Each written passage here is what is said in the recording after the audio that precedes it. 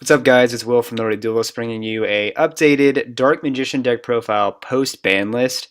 Interesting things happened in the ban list, which really didn't affect the deck that much, but just been playing around with a couple of things and added a new card that came off the ban list of the deck, which has some pretty interesting combos in Dark Magician. And we'll go ahead and get into that. As far as some options you can look into for the extra deck, and then on top of that, some other main deck cards you can run. These cards, I don't personally run these, but I know a lot of people do, and I can talk about why they run them and why you probably maybe shouldn't or anything like that. So, all right, for one, we're running one Radian. He's a kaiju. He gets rid of Masterpiece. I mean, he's basically meant to serve the purpose of your kaijus to get rid of problem monsters. So, Masterpiece, Logia, Crystal Wing, Ultimate Conductor, basically just problem monsters. You want them off the field. Radian does that for you. Dynamite, they can't chain. Basically, you just, tribute their monster, do stuff like that. On top of that, he's a litter target, so in the event that you're going first and you draw the kaiju and you'd rather establish stuff rather than have a kaiju for backup, because Dark Magician heavily goes first anyway, you basically have, the two alert, at least get rid of them. 3, Dark Magician. I'm loving this new art. I actually run this art over the old art. It's just a pretty awesome art. 3, Apprentice. I've already kind of discussed what she does in other videos. She's just great, and she's actually getting reprinted in the newest thing they're coming out with, Legendary Dragons, so you guys will be very fortunate to be able to get a copy of this gal pretty cheap now.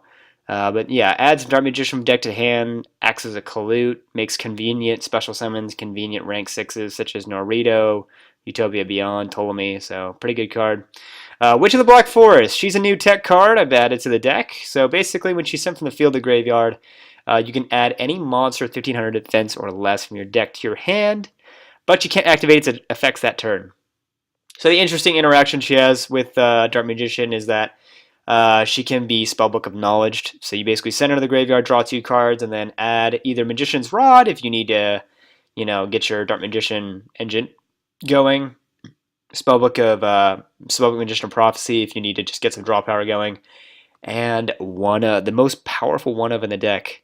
The most powerful one of in the game, or at least arguably one of the most powerful one ofs, Max C. You could straight up add Max C from your deck to your hand. So sometimes on your first turn, you can normal summon Witch, draw 2 off of her, or search 2 Dark Magicians and combo with your other, Magician cards, and search Max C. That just puts a lot of, pressure on your opponent because they know that you have Max C in hand. So pretty good card, unless you're playing like True Draco, but against Dinos, against Spiral, and stuff like that. Pretty good card. 2 Lure of Darkness, pretty good card. 3 Spellbook of Knowledge, just great card for Dark Magician. Basically, when you combo this with Dark Magical Circle, which lets you basically rearrange cards, you basically get to pick and draw what you draw from your deck, which is pretty good.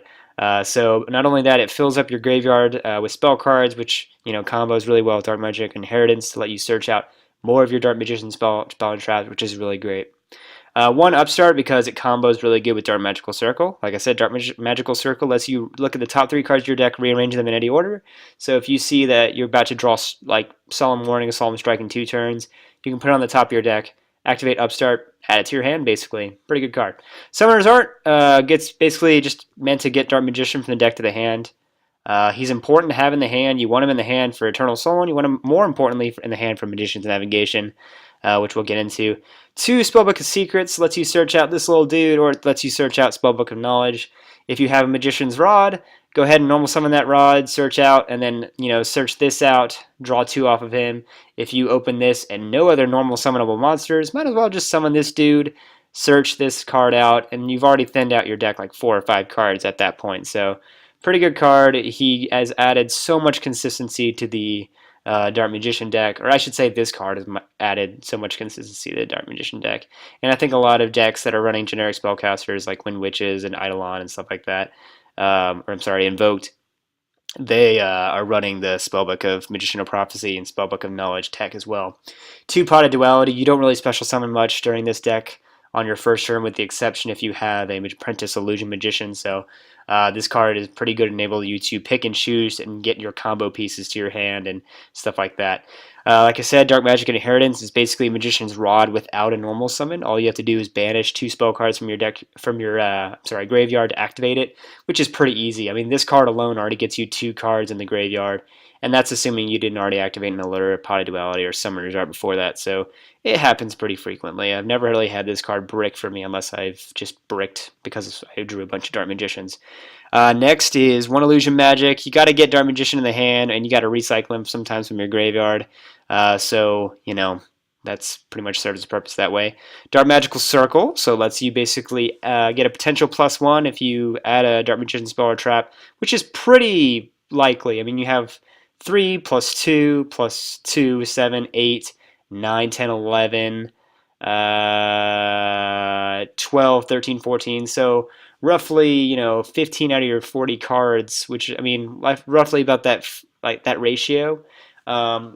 The likelihood of you getting a +1 off of Dark Magical Circle is pretty high. And on top of that, lets you rearrange cards, so you get to combo those with your drawing cards, and then anytime a Dark Magician is summoned, once per turn, you get to target a card and then fail, banish it. 3 Magician Navigation, some special summons Dark Magician from the hand, and a level 7 or lower Dark Spellcaster from the deck. So most of the time you want to go into Apprentice because she gives you that +1 and then turns on like Eternal Soul or other navigations you had set. Or if you want to put pressure on your opponent, you can summon Witch of the Black Forest from the deck with the card. And then if you have Rod in the graveyard, you can tribute her, add Rod back to the hand, and then add back C from your deck to your hand. Just another combo you can do. 2 Eternal Soul is a great card. It does have some drawbacks, which is why I think Navigation's better. But it's basically a once per turn special summon Dark Magician from your hand or graveyard, and basically lets you banish cards. If you have this plus that, and they know you have Dark Magician waiting, it puts pressure on your opponent because they already know that you're going to banish at least one card of theirs. 3 Strike, 1 Warning. Self-explanatory. Negate summons, which is pretty good, or negate monster effects, which is pretty good. Alright, so in the extra deck, 1 Eben, 1 Flare Metal, 1 Big Eye, 1 Draco Sack, 1 Gaia Charger, 1 number 28, 1 number 42 for Link summonings all day. Number 39, Norito, Constello Ptolemy, Grand Pulse, Break Sword, Link Spider, which is really good to help you with get Dark Magician back in the graveyard for your Eternal Soul. Decode Talker, which is pretty good because it, lets you do stuff, and then Proxy Dragon as well. Alright, so moving on from there, these are just a couple of options that other people run, and there is actually a new Dark Magician fusion monster that came out.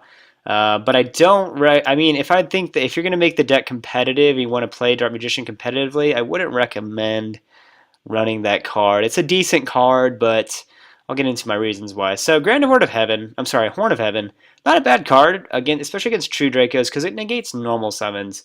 And so most of the time, you're going to have like a little piece of crap sitting on the floor or standing on the thing after you summon off of Nav, to where, if you contribute it, or you contribute like a Witch of the Black Forest, you get to add a card and they lose their normal summon, or they lose a summon, period. So Horn of Heaven, I think, is a pretty underrated card, especially against True Draco, because, like I said, outside of Solemn Warning, there aren't very many cards that stop True Draco. Solemn Strike does nothing. Dark Magic Attack is a great card, but I don't think it's worth main decking. Most of the time, if you're playing against Paleozoics or a back row heavy deck, Dark Magical Circle itself is sufficient, and most of the times you don't want to actually destroy all their spells and traps. Phantom Knight stuff gets you to plus off the graveyard. If you destroy True Draco spells and traps, they destroy your stuff. And then even the Spiral stuff get to plus off of them being in the graveyard. So Dark Magic Attack, I don't think it's a main deck worthy card, but it's at least a good card to put in your side deck if you're going against a back row heavy deck that's comprised of like strikes and stuff like that. Secret Village, also not a terrible card. I don't think anybody who's running this card is a bad idea. But in this deck, most of the time you're not controlling a spellcaster as frequently because you're tributing them, or you're basically pushing them away with knowledge to draw into combo pieces. So Secret Village, I just took it out for that reason. Same reason for Dark Renewal why I don't run it. Not a terrible card, but I don't run it for the same purpose because most of the time I don't control a spellcaster in my first turn as frequently. And you can't use them against pendulum monsters. And it targets, but that's actually kind of... So Full Force Virus, I'm considering putting this back in the main deck. It basically lets you crush card them, except you basically, it's 1500 or less defense, which will be really good against Spiral, but against Cosmo, against Dinos and stuff like that, it ends up screwing you over. And then sometimes if you activate it against True Draco, they, you know, Masterpiece and some of them really don't get affected by this card, so it's kind of a neg in that regard. And then on top of that, sometimes you have Magical Circle and you have Navigation, and you have to summon this thing because you want to do it preferably during their standby phase to get a look at their hand and to disrupt anything. And if you do that, you lose the potential of getting a banished card because you've already used your nav to summon the Dark Magician to activate this card. So I'm still kind of on the fence about this card, but it's definitely worth side decking if you're playing a deck that would really devastate them. All right, so Ayah Timaeus. I don't think this card is good if you're trying to make a competitive build. It's too bricky. It's not searchable. People think it's searchable off of like Dark Magical Circle and Rod and stuff like that. It's not, because it says Dark Magician or Dark Magician Girl, so it's not a Dark Magician specific card. So,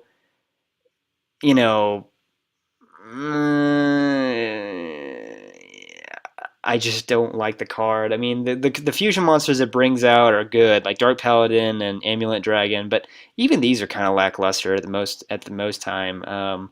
And then there's also another one called they came out with a new one which is pretty decent. It's like Dark Magician Dragon or something like that, and it makes it to where your spells and traps can't be destroyed and they can't be targeted, which is a pretty good effect, but I think the drawback is that you'd have to run Ayah Timaeus, and I think Ayah Timaeus has too many,